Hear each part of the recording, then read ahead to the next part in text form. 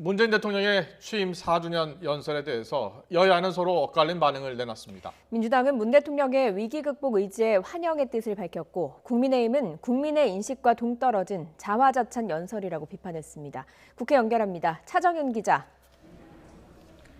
네, 국회입니다. 네, 여야 반응이 크게 엇갈린 것 같습니다. 각각의 반응 전해주시죠.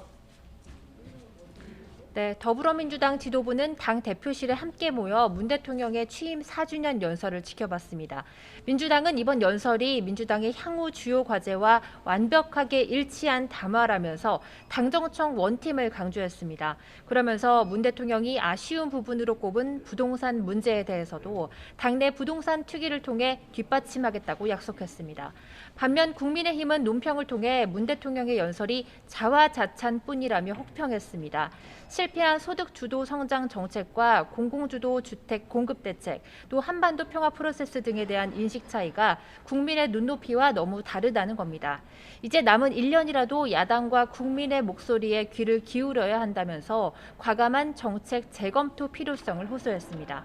아울러 정의당은 이번 연설에서 어디에서도 불평등 해소와 노동 존중 사회로 가려는 의지는 찾아볼 수 없다면서 유감을 표했고, 국민의당은 민생 경제에 대한 대통령의 위기 인식이 부족하다고 꼬집었습니다.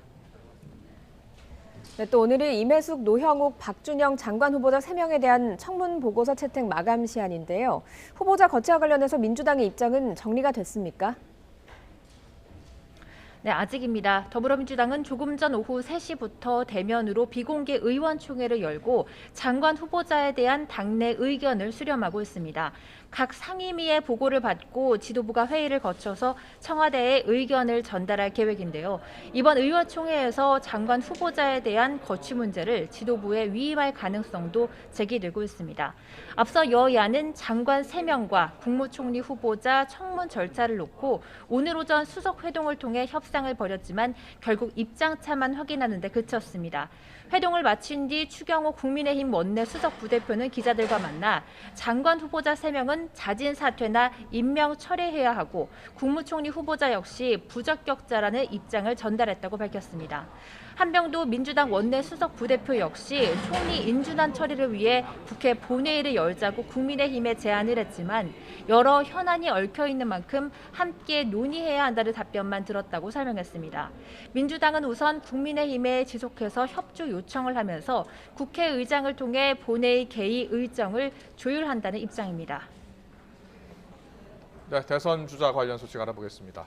어제 민주당 박용진 의원이 첫 공식 출마 선언을 했는데요. 다른 유력 대선 주자들도 전국을 돌면서 조직 띄우기에 나섰다고요? 네, 그렇습니다. 여권 빅3로 꼽히는 선두 주자들은 조직 다지기에 열중하는 분위기입니다. 지난 주말 광주와 부산을 찍고 돌아온 이낙연 전 더불어민주당 대표는 오늘 오전 싱크테크 연대와 공생 심포지엄에 참석했습니다. 참가자들은 전환시대 해법을 위한 공부 모임이라면서 확대 해석을 경계했지만 향후 대선 공약 개발을 위한 포석이라는 분석입니다. 이재명 경기지사는 모레 발족하는 민주평화광장에 참석합니다. 이해찬계 핵심으로 꼽히던 민주당 중진 조정식 의원이 공동 대표를 맡고 발기인만 만여 명에 달하는 전국 단위 모임입니다. 정세균 전 총리도 내일 오전 정세균계 주축 의원 모임인 광화문 포럼에 참석합니다. 그동안은 정세균계 의원들만 모여왔지만 처음으로 직접 모습을 드러낼 예정인데요. 본격적인 결집세가 드러날 것이라는 전망입니다. 아울러 야권 유력 주자인 윤석열 전 검찰총장도 경제 이슈를 건드리면서 행보를 넓히고 있습니다. 문재인 정부 4주년을 앞두고 한국자영업연구원장을 만나서 문재인 정부의 소득주도 성장을 비판했습니다.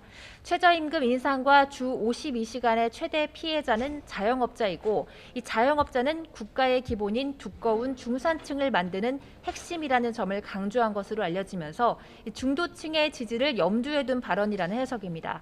윤 전 총장은 그동안 외교와 노동, 복지 등 거대 담론을 놓고 이른바 대권 수업을 해오고 있었는데 소득주도 성장론과 같은 현 정부의 핵심 정책에 대해 앞으로도 자신의 입장을 계속해서 밝힐 것으로 예상됩니다. 지금까지 국회에서 YTN 차정은입니다.